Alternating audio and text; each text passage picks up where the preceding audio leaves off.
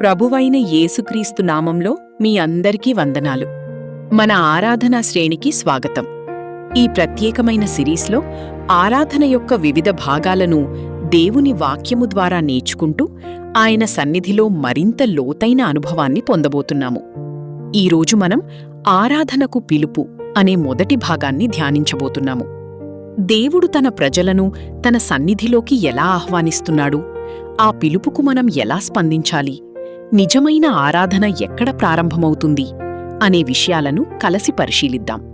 కాబట్టి మీ హృదయాలను సిద్ధపరచుకొని దేవుని సన్నిధిలోకి ప్రవేశిద్దాం. ఈ సందేశం ద్వారా ప్రభువు మీతో మాట్లాడునుగాక. ఆరాధనకు పిలుపు. దేవుని సన్నిధిలోకి రండి.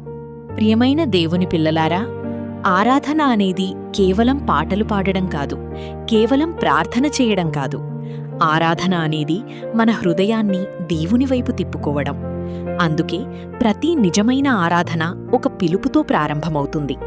ఆ పిలుపు మనుష్యుల నుండి కాదు, సర్వశక్తిమంతుడైన దేవుని నుండి వస్తుంది. కీర్తన 95:6లో ఇలా వ్రాయబడింది: రండి, మనలను సృష్టించిన యెహోవా సన్నిధిలో మోకరించి నమస్కరించుదము. దేవుడు తన ప్రజలను తన సన్నిధిలోకి ఆహ్వానిస్తున్నాడు. మన జీవితాల్లో ఎన్నో శబ్దాలుంటాయి. బాధల శబ్దం, ఆందోళనల శబ్దం, పనుల ఒత్తిడి, కుటుంబ సమస్యలు, భవిష్యత్తు గురించి భయాలు. కాని ఆరాధనకు పిలుపు వచ్చినప్పుడు ఆ శబ్దాలన్నింటినీ కొంతసేపు పక్కన పెట్టి దేవుని స్వరాన్ని వినాలి. ఎందుకంటే దేవుని సన్నిధిలోకి ప్రవేశించినప్పుడు మన దృష్టి సమస్యల మీద నుండి దేవుని మహిమ మీదకు మారుతుంది. బైబిలులో అనేక సందర్భాల్లో దేవుడు తన ప్రజలను తన దగ్గరకు పిలిచాడు. మోషేను మండుచున్న పొద దగ్గరకు పిలిచాడు. సమూయేలును రాత్రివేళ పిలిచాడు. శిష్యులను నన్ను వెంబడించుడి అని పిలిచాడు. ఈరోజు కూడా అదే దేవుడు మనలను పిలుస్తున్నాడు. నా దగ్గరకు రా, నా సన్నిధిలో నిలబడు, నా ప్రేమను అనుభవించు అని పిలుస్తున్నాడు. ఆరాధనకు పిలుపు అనేది ఒక ఆహ్వానం మాత్రమే కాదు, అది ఒక అవకాశం కూడా. రాజుల రాజైన దేవుని సన్నిధిలో నిలబడే అవకాశం. ఈ ప్రపంచంలో ఒక గొప్ప రాజును కలవడానికి ఎంత ఏర్పాట్లు చేస్తామో ఆలోచించండి. అయితే విశ్వాన్ని సృష్టించిన దేవుని సన్నిధిలోకి వచ్చేటప్పుడు ఎంత ఎక్కువ గౌరవం, వినయం, ఆనందముండాలి. కీర్తన 104 ఇలా చెబుతుంది: కృతజ్ఞతాస్తుతులతో ఆయన గుమ్మములలోనికి ప్రవేశించుడి. అంటే దేవుని సన్నిధిలోకి వచ్చినప్పుడు ఫిర్యాదులతో కాదు, కృతజ్ఞతతో రావాలి.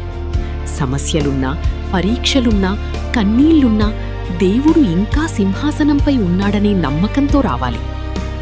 ఆరాధనకు పిలుపు మన హృదయాన్ని సిద్ధపరుస్తుంది. పొలంలో విత్తనం వేయడానికి ముందు నేలను సిద్ధం చేసినట్లే దేవుని వాక్యం మన జీవితంలో ఫలించడానికి ముందు మన హృదయం సిద్ధపడాలి. అందుకే ఆరాధన ప్రారంభంలో మనం ఇలా చెప్పాలి: ప్రభువా, నా మనసును తెరవు, నా ఆలోచనలను నీ వైపు తిప్పు, నా హృదయాన్ని నీ సన్నిధికి తీసుకురా. యెషయా ప్రవక్త దేవుని మహిమను చూసినప్పుడు వెంటనే తన స్థితిని గుర్తించాడు. దేవుని సన్నిధి మనలను మార్చుతుంది. దేవుని సన్నిధిలోకి వచ్చినప్పుడు మన బలహీనతలు బయటపడతాయి. కాని అదే సమయంలో దేవుని కృప కూడా మనపై కుమ్మరించబడుతుంది. అందుకే ఆరాధనకు పిలుపు అనేది మార్పుకు పిలుపు. ప్రియులారా, ఈరోజు దేవుడు మిమ్మల్ని పిలుస్తున్నాడు. మీరు అలసిపోయి ఉండవచ్చు, నిరాశలో ఉండవచ్చు, ప్రార్థనలకు జవాబు రాలేదని బాధపడుతూ ఉండవచ్చు. అయినప్పటికీ దేవుడు చెబుతున్నాడు: నా దగ్గరకు రా. ఆయన సన్నిధిలో శాంతి ఉంది, ఆయన సన్నిధిలో బలం ఉంది, ఆయన సన్నిధిలో స్వస్థత ఉంది, ఆయన సన్నిధిలో ఆనందముంది. కాబట్టి మన హృదయాలను తెరచి, మన ఆలోచనలను దేవునిపై నిలిపి, మన ఆత్మలను ఆయన సన్నిధిలోకి తీసుకువెళ్దాం.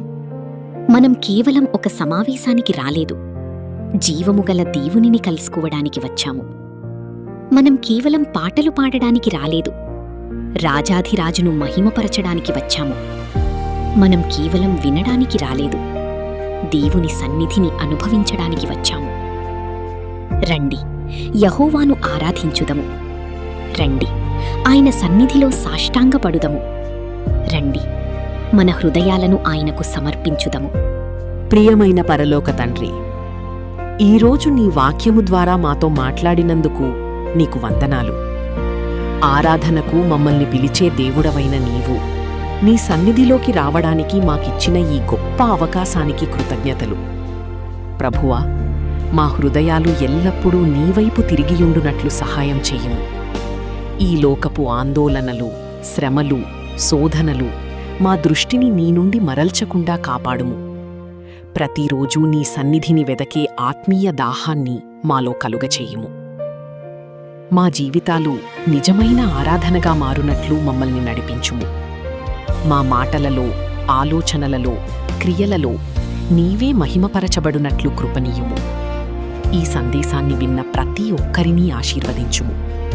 వారి కుటుంబాలను, ఆరోగ్యాన్ని, ఉద్యోగాలను, విద్యను మరియు ఆత్మీయ జీవితాన్ని నీ శక్తివంతమైన చేతులలో అప్పగించుచున్నాము.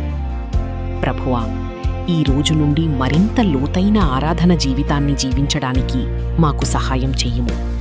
నీ సన్నిధిలో ఆనందాన్ని, సమాధానాన్ని మరియు బలాన్ని అనుభవించే కృపను దయచెయ్యుము. ఇప్పుడు మేము విడిచిపోతున్నప్పటికీ నీ సన్నిధి మాతో కూడా ఉండునుగాక.